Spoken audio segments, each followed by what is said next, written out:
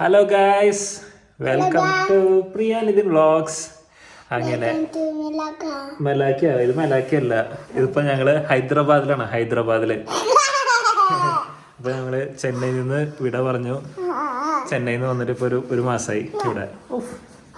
ആർക്കും ഓർക്കണേ വയ്യ. അപ്പൊ ഞങ്ങള് കൊറേ നാളുകൾക്ക് ശേഷം ഒരു പുതിയൊരു വീഡിയോ. അപ്പോൾ പുതിയൊരു വീഡിയോയിലേക്ക് എല്ലാവർക്കും സ്വാഗതം. ഇന്ന് അമ്മുവിനെ കൊണ്ട് ഒരു പാസ്ത ഉണ്ടാക്കിപ്പിക്കാൻ വിചാരിക്കുകയാണ്.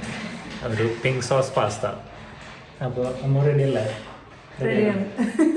ഇന്നൊരു നല്ല, ഞാൻ തമാശ പറയല്ല, അമ്മുവിൻ്റെ കുക്കിങ് കിഡു എന്ന് പറഞ്ഞാൽ കിഡുവാണ്. സത്യം സത്യം. വെറുതെ സോപ്പ് ഇടുന്നല്ല കേട്ടോ, നല്ല സൂപ്പറായിട്ട് ഉണ്ടാക്കും. നല്ല ടേസ്റ്റാണ്, നല്ല അടിപൊളിയായിട്ട്. എന്താ പറയാ, സൂപ്പർ ഷെഫാണ്. എന്തുണ്ടാക്കിയാലും ഈവൻ ഫസ്റ്റ് ടൈം ഉണ്ടാക്കുകയാണെങ്കിലും കൂടിയും ഒക്കെ അടിപൊളിയായിട്ട് വരും സംഭവം. എത്ര സപ്പോർട്ട് ഭർത്താവുകൊണ്ടാണ് ഇത്ര നന്നായിട്ട് ഉണ്ടാക്കുന്നത്, അത്രേ ഉള്ളൂ. അപ്പോൾ നമ്മൾ കുറേ നാൾക്ക് ശേഷം കാണുന്നത്. അപ്പോൾ ഞങ്ങള് ഒന്നുകൂടി ഇൻട്രൊഡ്യൂസ് ചെയ്യാം, കാരണം വീഡിയോ പുതുതായിട്ട് കാണുന്നവരുണ്ടെങ്കിൽ കൂടി ഒന്നറിയാമല്ലോ. ഞാൻ കൃഷ്ണപ്രിയ, ഇത് നിതിൻ. ഞങ്ങൾ ചെന്നൈയിലായിരുന്നു ഉണ്ടായിരുന്നത്. അപ്പോൾ അവിടെ നിന്ന് ഇവിടേക്ക് ഷിഫ്റ്റ് ചെയ്തു ഞങ്ങൾ. എനിക്ക് ഇവിടെ ഹൈദരാബാദിലേക്ക് ജോലി കിട്ടിയപ്പോൾ ഞങ്ങൾ ചെന്നൈയോട് ബൈ ബൈ പറഞ്ഞ് ഹൈദരാബാദിലേക്ക് എത്തി. അപ്പോൾ അതെ, 2025 ഒരു പുതിയ വർഷം ഞങ്ങൾ ഇവിടെ ഹൈദരാബാദിലാണ്. അതും കുറേ നാൾക്ക് ശേഷമാണ് ഒരു വ്ളോഗ് ചെയ്യണതും. അപ്പോൾ ഒരു ഫുഡ് പ്രിപ്പറേഷൻ വ്ളോഗ് ആയിക്കോട്ടെ വിചാരിച്ചു. അങ്ങനെ പിന്നെ ഇവിടെ ഭയങ്കര തണുപ്പാണ്. ചെന്നൈ പോലെ അല്ല, നേരെ ഓപ്പോസിറ്റ് ആണ്. ഞാൻ തണുപ്പ് ഇഷ്ടമില്ലാത്തൊരു വ്യക്തിയും. എനിക്ക് തണുപ്പ് സത്യം പറയാൻ പറ്റില്ല, എനിക്ക് ചൂടാണ് ഇഷ്ടം. പക്ഷെ ഇവിടെ ആണെങ്കിൽ വന്നപ്പോ തൊട്ട് 10 ഡിഗ്രിയുടെ താഴെ വരെ ഇവിടെ പല സമയത്തും പോയിട്ടുണ്ടായിരുന്നു. രാത്രി കിടക്കുമ്പോ ഭയങ്കര വിറച്ച ആകെപ്പാടെ ഒരു വല്ലാത്തൊരു പുതിയ എക്സ്പീരിയൻസ് ആണ്. ഞങ്ങള് തണുപ്പിന് വേണ്ടി കൊടൈക്കനാലൊക്കെ പോവാറില്ല ഞങ്ങള്.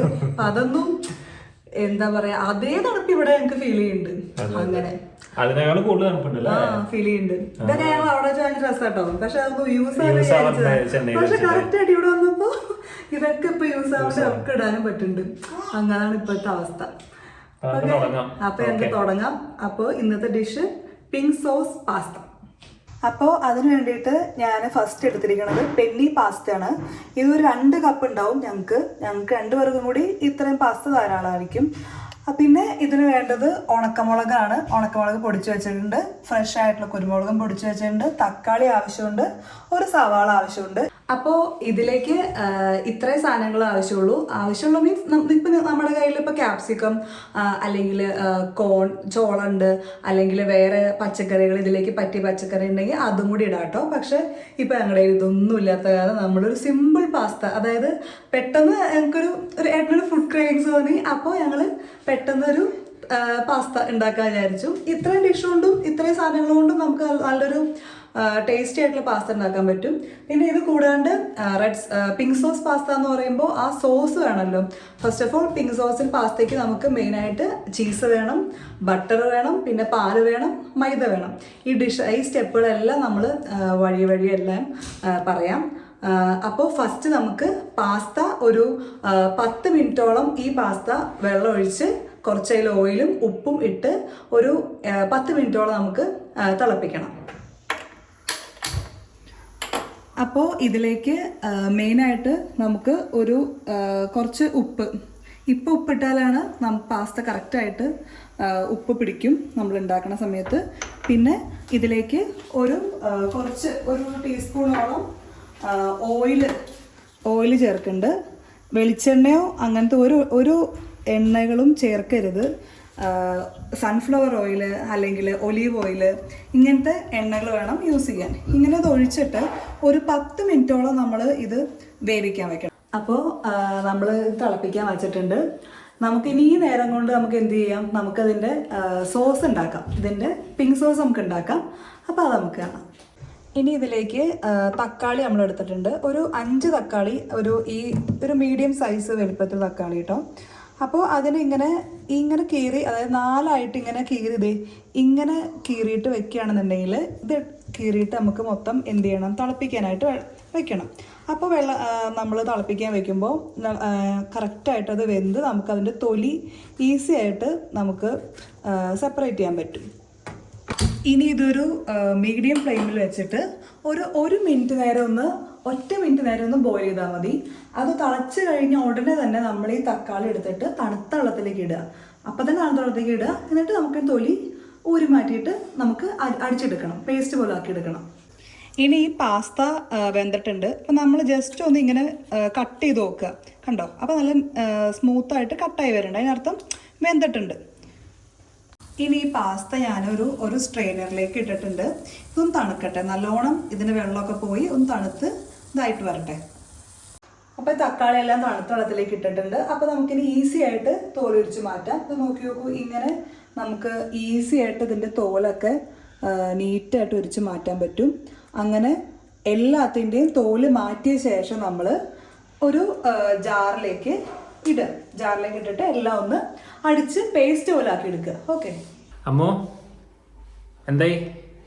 ഇനി നമ്മുടെ നെക്സ്റ്റ് സ്റ്റെപ്പാണ് മെയിൻ സ്റ്റെപ്പ്. ഇതെല്ലാവരും നല്ല നീറ്റായിട്ട് കാണണം കേട്ടോ. എല്ലാവർക്കും പലർക്കും മിസ്റ്റേക്ക് പറ്റുന്നത് ഈ നമ്മുടെ ആ സോസ് ഉണ്ടാക്കുന്നിടത്താണ് മിസ്റ്റേക്ക് പറ്റാറ്. അപ്പോൾ ഇതൊന്നും നല്ല ശ്രദ്ധിച്ച് നോക്കിക്കോളൂ. വേറെ എന്തെങ്കിലും ചെയ്യണ്ടോ? എന്നെ കൊണ്ട് എന്തെങ്കിലും സഹായം? അതൊക്കെ ഉണ്ട്. സവാള അരിയാണ്ട്, വെളുത്തുള്ളി അരിയാണ്ട്, അതൊക്കെ അരിയാം.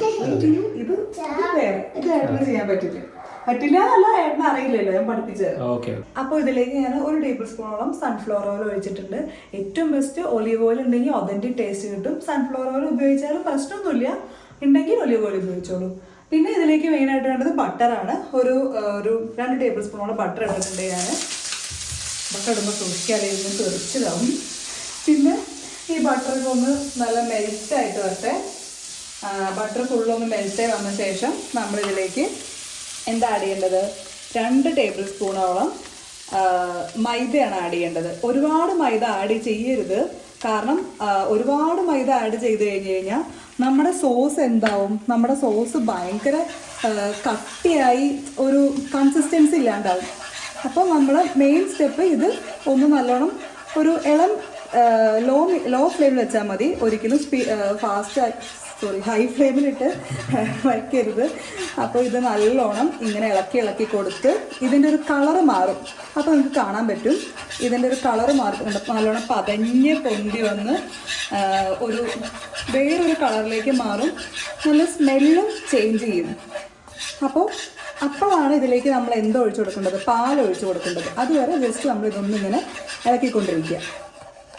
ഈ ഒരു കളർ ചേഞ്ച്, ഒരു ബ്രൗണിഷ് യെല്ലോ പോലത്തെ ജസ്റ്റ് ഒരു കളർ ചേഞ്ച് വരുമ്പോൾ നമ്മൾ ഇത് നിർത്തിയിട്ട്, കാരണം അത് കരിയാൻ പാടില്ല, ഇത് വേഗം കരിഞ്ഞു പോവും.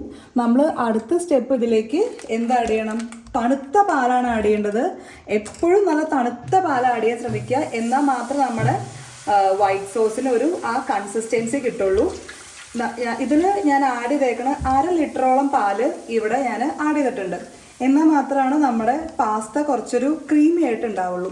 ഇനി ഇതിനെ നമ്മൾ എന്ത് ചെയ്യണമെന്ന് വെച്ച് കഴിഞ്ഞാൽ, കൈ എടുക്കാണ്ട് നമ്മൾ ഇളക്കി ഒരു ക്രീമി ടെക്സ്ചറിലേക്ക് കൊണ്ടുവരണം.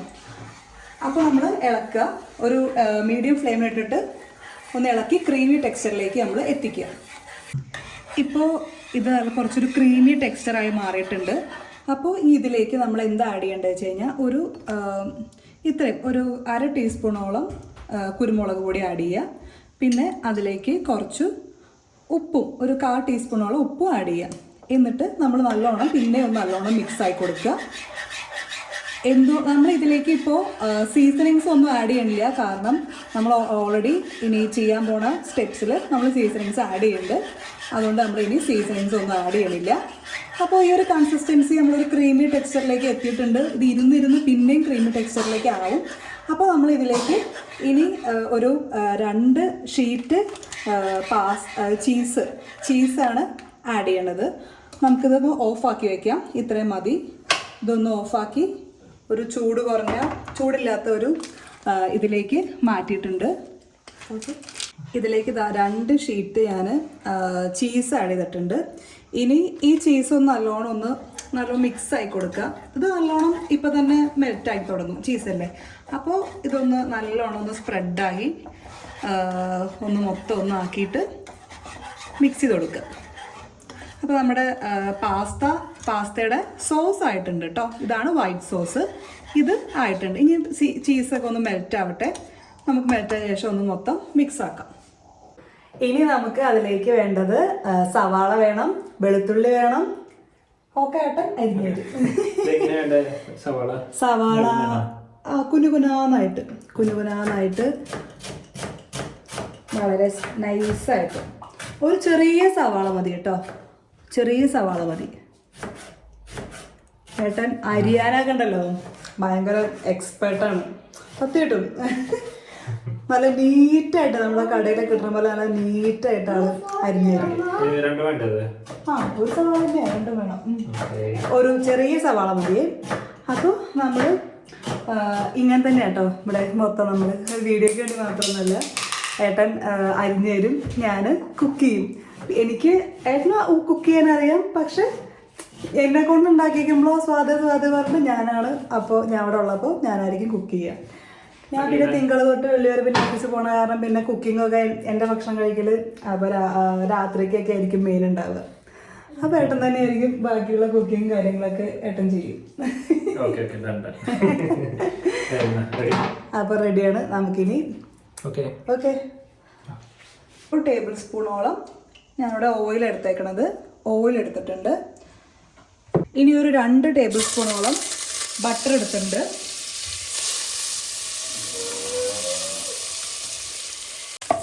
ബട്ടറൊക്കെ ഒന്ന് നല്ലോണം ഒന്ന് മെൽറ്റായി വന്ന ശേഷം നമുക്കതിലേക്ക് ആഡ് ചെയ്യേണ്ടത് വെളുത്തുള്ളിയാണ് ആഡ് ചെയ്യേണ്ടത്. ഒരു 2 ടേബിൾ സ്പൂണോളം വെളുത്തുള്ളിയാണ്.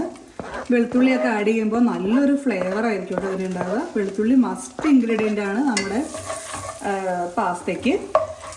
വെളുത്തുള്ളി ആഡ് ചെയ്യണം. പിന്നെ ഇതിലേക്ക് ഞാനൊരു ഒറിഗാനോയുടെ സീസണിങ് ആഡ് ചെയ്യുന്നുണ്ട്. ഇതൊരു 1 ടീസ്പൂണോളം ഇതൊന്ന് ആഡ് ചെയ്യുക. ഇത് നല്ലൊരു ഫ്ലേവർ തരും പാസ്തയ്ക്ക്. ഇതും കൂടി ആഡ് ചെയ്തിട്ട് നല്ലപോലെ ഒന്ന് ഇങ്ങനെ മിക്സ് ചെയ്യുക. അപ്പോൾ ഒരു ബബിൾ പോലെ ഇങ്ങനെ പതഞ്ഞ് വരണുണ്ടോ, ഇങ്ങനെ പതഞ്ഞ് വന്ന് നമ്മുടെ വെളുത്തുള്ളിയുടെ ഒക്കെ ഒരു കളറ് മാറുന്ന വരെ ഇതൊന്ന് നല്ലോണം ഇളക്കി കൊടുക്കുക. നല്ല മണമായിരിക്കും കേട്ടോ ഈ സമയത്ത്, നല്ലൊരു ഫ്ലേവർ വരിക പാസ്തയ്ക്ക്. ഇതേപോലെ നല്ലൊരു ഫ്ലേവറൊക്കെ വരുമ്പോൾ ഇതിലേക്ക് എന്ത് ആഡ് ചെയ്യുക, നമ്മുടെ സവാള ആഡ് ചെയ്യുക. ഈ സമയത്ത് നമ്മുടെ സവാളൊക്കെ ഒന്ന് ആഡ് ചെയ്തിട്ട് നല്ലപോലെ ഒന്ന് ഒരു മീഡിയം ഫ്ലെയിമിൽ വെച്ചാൽ മതി. നല്ലപോലെ ഒന്ന് ഈ സവാളയുടെ കളർ മാറി ബ്രൗൺ കളറായിട്ട് മാറി തുടങ്ങണം. ഇനി ഇതിലേക്ക് നേരത്തെ നമ്മൾ അടിച്ചു വെച്ചിരുന്ന ആ തക്കാളിയുടെ ജ്യൂസ് ഉണ്ടല്ലോ, പൾപ്പ്, അത് നമ്മൾ മൊത്തമായിട്ട് ഇതിലേക്ക് ആഡ് ചെയ്യണം കേട്ടോ.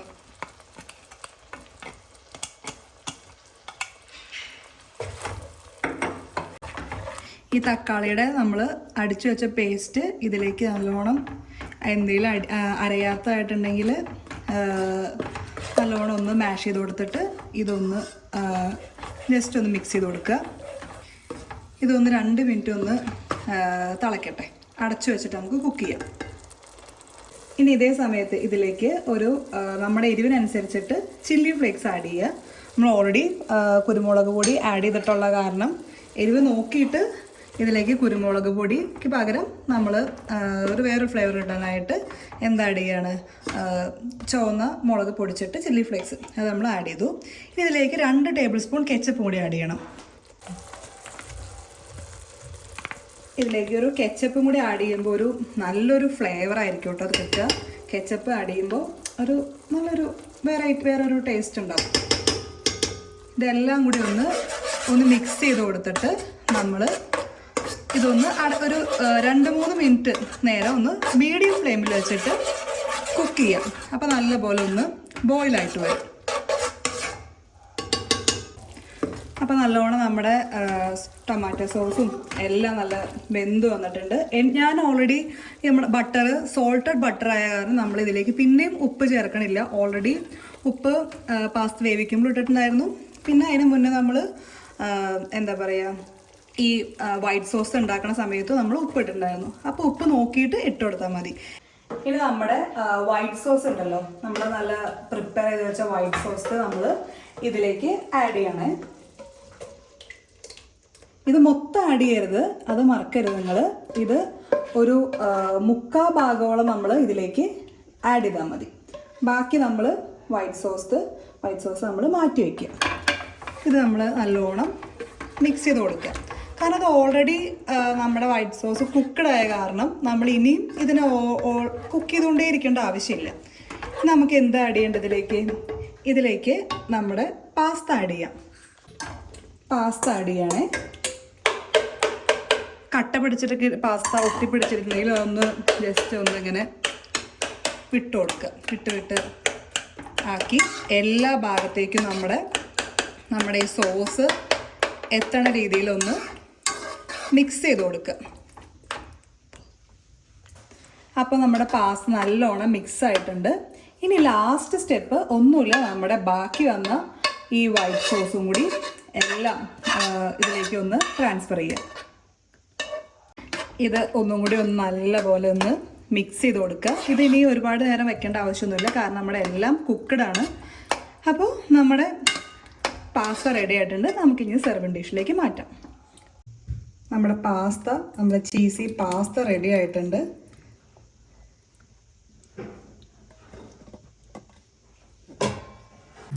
അപ്പോൾ ലാസ്റ്റ് നമ്മുടെ ഭർത്താവിന് നമ്മൾ ടേസ്റ്റ് ചെയ്യാൻ കൊടുക്കണം. നല്ല ചൂടുണ്ട്.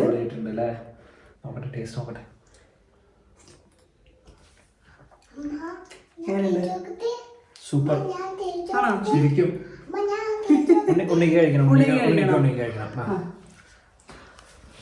അങ്ങനെ